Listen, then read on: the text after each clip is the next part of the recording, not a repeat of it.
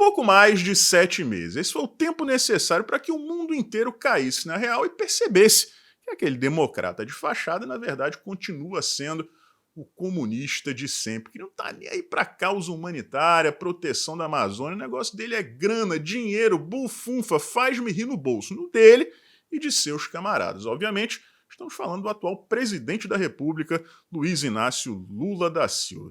Esse fenômeno tem sido observado aqui no Brasil e lá fora. E é isso que eu vou trazer aqui para vocês. Agora, galera, agora não adianta mais reclamar que não tem picolé de limão, né? Vão ter que se acostumar com picolé de caquinha. Vamos começar aqui pelo Brasil, porque a mais recente polêmica por aqui é o Cristiano Zanin, o advogado do Lula que foi indicado por ele para o STF, né? Nós da direita ficamos muito preocupados e continuamos preocupados. Por quê? A gente sempre soube, pessoal, que o Lula não tem apreço nenhum por essas causas de minorias, né? LGBT, liberação de droga, liberação de aborto, luta contra o racismo. Isso aí, pessoal, essas minorias foram sendo cooptadas ao longo do tempo pela esquerda. Vem pra cá, vem pro lado da gente, a gente vai proteger vocês e tal contra esses fascistas, esses nazistas. Mas se vocês pesquisarem, vocês vão ver que o histórico dos comunistas da esquerda sempre foi justamente lutar contra essas minorias.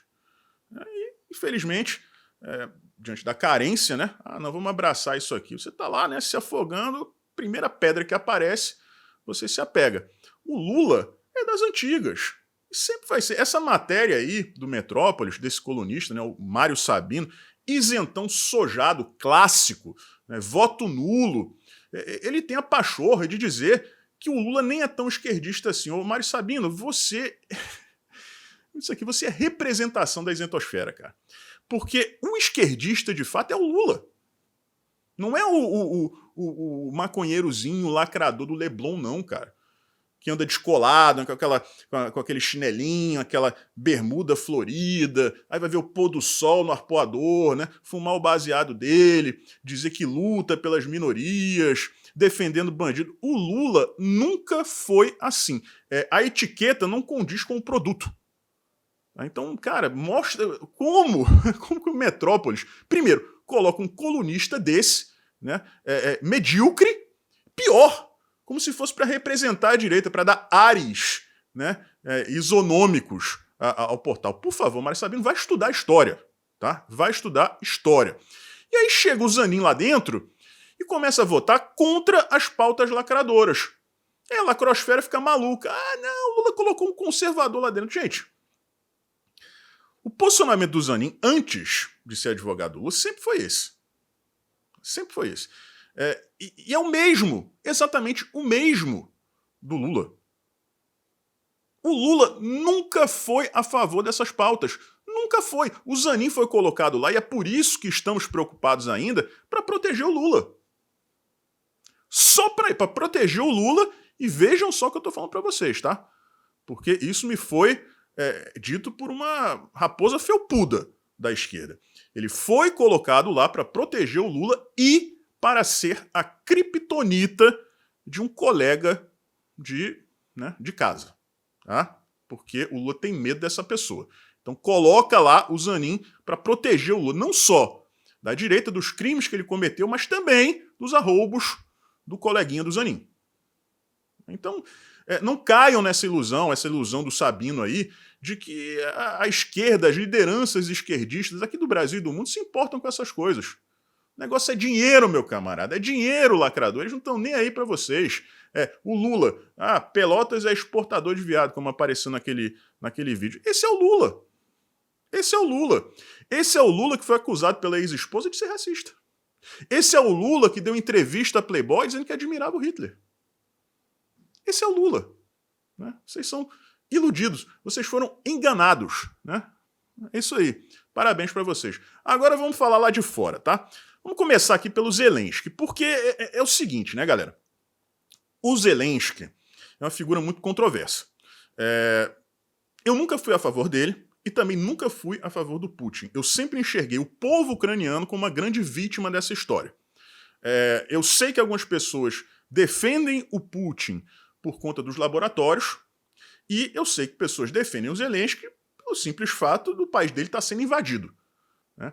É fato que os Estados Unidos financiam a guerra através de apoio bélico, né? E também muita grana, bilhões de dólares que são enviados para Kiev, mas, no final das contas, é a Ucrânia que está sendo invadida. Então, enquanto o Putin dizia que o que ele queria era a eliminação dos laboratórios e a não aceitação da Ucrânia na OTAN, você ainda conseguia enxergar um verniz, né, que estava errado invadir, estava, mas você conseguia entender ele protegendo o país dele, o povo dele. Né? A partir do momento que você percebe que ele quer ficar realmente com aquelas terras, né, tomar para si, né, os territórios ucranianos, aí não tem como. Aí não tem como. Né? Vamos ler esses trechinhos aí em tela inteira de duas matérias, tá? As declarações desastrosas de Lula sobre a guerra na Ucrânia acabaram lançando uma tendência que parece não ter prazo de validade. Líderes de outras nações, direta ou indiretamente, revelando para a comunidade internacional que o presidente brasileiro não é exatamente o produto que foi oferecido ao mundo. E aí vocês veem, pessoal, as mais recentes declarações do Zelensky. É coisa pesada, tá? E é desse mês, do mês de agosto. Tem pouquíssimas semanas. Para ser honesto, pensei que ele, Lula, tinha uma compreensão maior do mundo, retrucou Zelensky à agência F. Na entrevista, o presidente ucraniano também afirmou que Lula faz declarações porque acredita que a população do Brasil não sabe o que está acontecendo na Rússia. Estão vendo, né? Estão vendo. Se a população não sabe, é porque uma certa imprensa aí não informa. As declarações de Lula não trazem paz, e é verdade, porque o Lula fica dizendo, a gente vai falar sobre isso daqui a pouquinho quando conversar sobre o Joe Biden, né, que os Estados Unidos não querem paz, os dois lados têm que querer paz. Não é assim que você fomenta a paz, tá? Por fim, uma fala do assessor especial da presidência para assuntos internacionais, Celso Amorim, sobre levar em conta a segurança da Rússia nas negociações de paz é uma reprodução da fala de Vladimir Putin. Pois vocês vão perceber isso ao longo do vídeo, né? O Lula é visto hoje em dia pela comunidade internacional como um papagaio do Putin e do Xi Jinping. O Lula não é que ele tenha sentado no colo dos dois. Ele jogou o Brasil no colo dessa aliança, né? Russo-chinesa.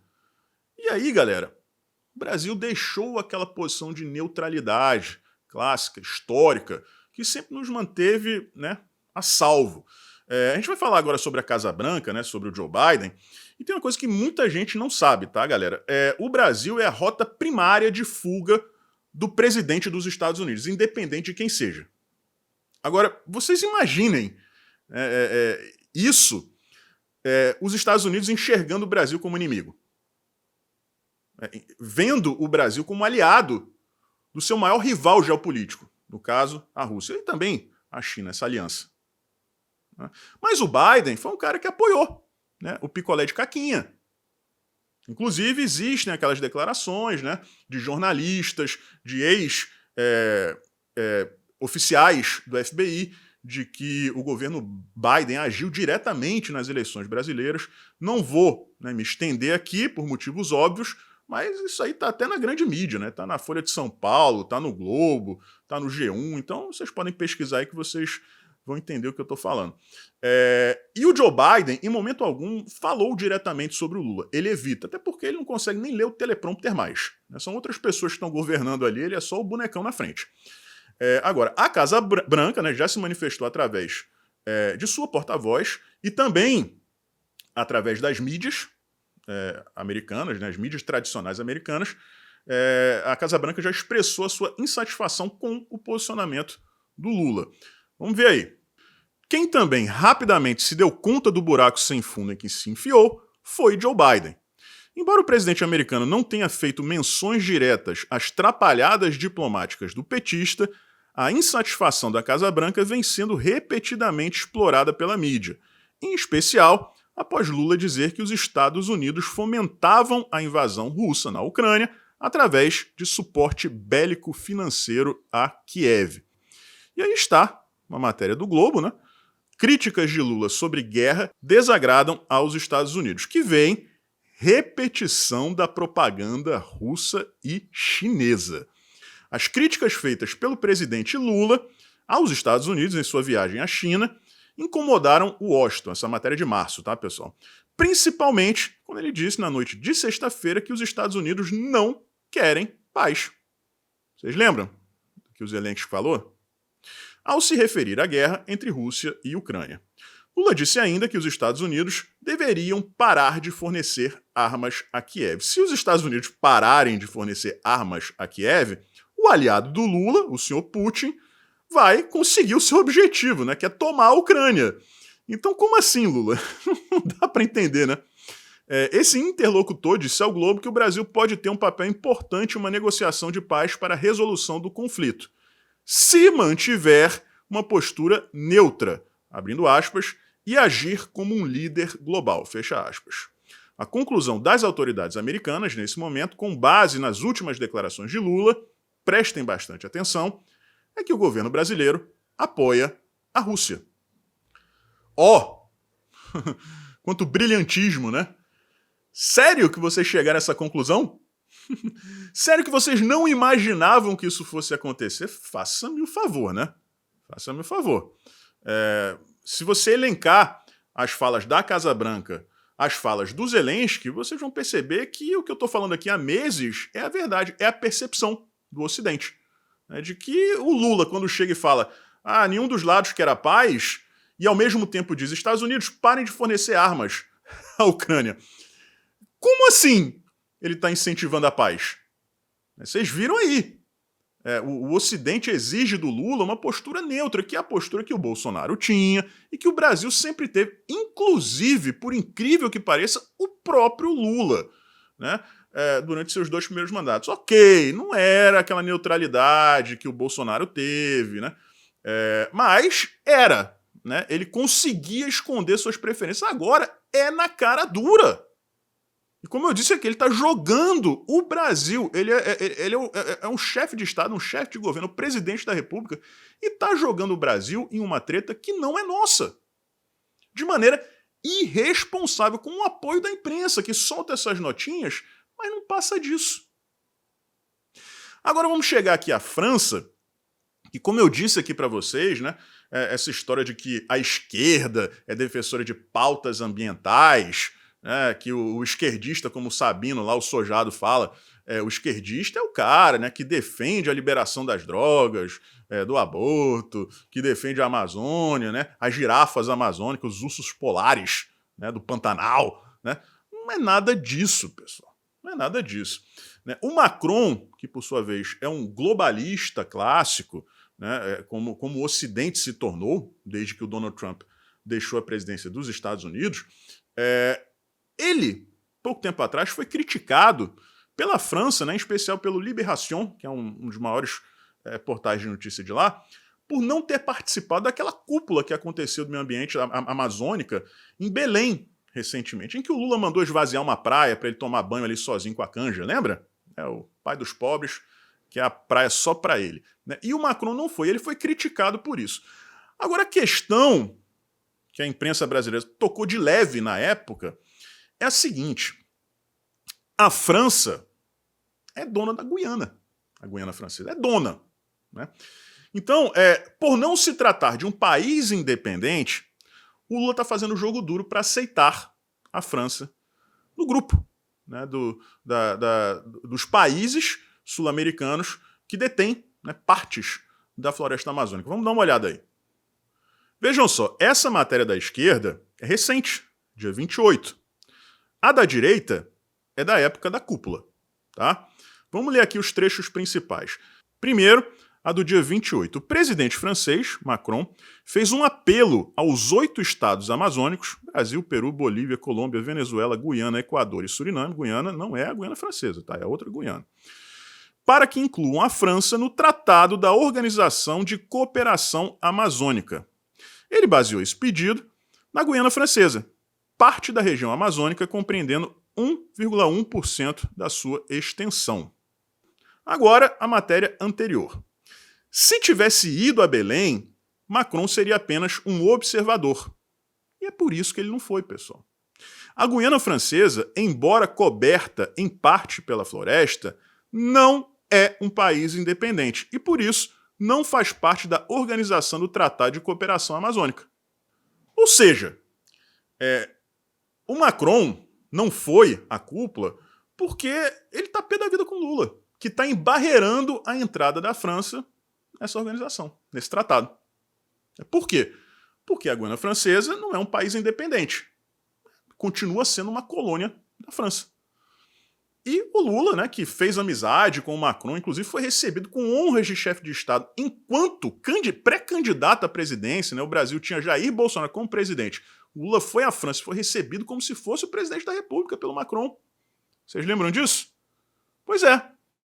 E, pessoal, os rumores que existem na França, né, quem acompanha aqui o canal sabe disso, minha mãe mora na França, né, há muitos anos, né, ascendência, enfim, vamos pular essa parte. Os rumores na França são, inclusive, de que o Lula apoiaria a independência da Guiana Francesa. E isso estaria deixando o Macron, o governo francês e os franceses como um todo revoltadíssimos. Estão querendo tirar o pedaço da Amazônia que a França tem. O objetivo da esquerda sempre foi transformar a América Latina num mega narco-estado. Né? E, de repente, ele não quer que a França tenha acesso a essas informações. Então, tá aí para vocês. Como esses, existem vários outros exemplos. Não é só França, Estados Unidos e Ucrânia, não. São vários outros países que também estão decepcionados. Agora, como diz aquela matéria, você tem que ser muito bobo para acreditar que um cara com o histórico do Lula seria, né, um democrata, né, a favor do meio ambiente, né, das causas humanitárias, quando o histórico dele todo é contra isso. A gente tem que dar um jeito aqui de duas coisas. Primeiro, se livrar desse cara que não aceita influência externa no Brasil e, consequentemente, impede que os interesses sobre as riquezas da floresta amazônica sejam concretizados. E, né, a gente precisa de um cara ali que seja mais do diálogo e tal. Então, vamos pegar esse picolé de caquinha aqui, vamos se livrar desse picolé de limão, porque ele não está ajudando as nossas causas, não. Né? Tá aí o resultado para vocês. E para reverter essa situação vai ser meio difícil. Tá? Vai ser meio difícil. Talvez se o Joe Biden, ou quem puxa as cordinhas dele, né, resolver entrar em ação, chutar a porta, né, e resolver o problema. Ajuda externa, porque se depender daqui de dentro, vai ser muito difícil. Ainda mais agora com o Zanin lá protegendo ele por todos os lados. Tá, pessoal? Então é isso. O que a gente sempre alertou aqui. Tá? O Lula não é o candidato. O Lula é a história dele. E a história dele é imunda. E agora se reflete nesse desgoverno translocado que ele está liderando aqui no Brasil. Forte abraço, a gente se vê por aí.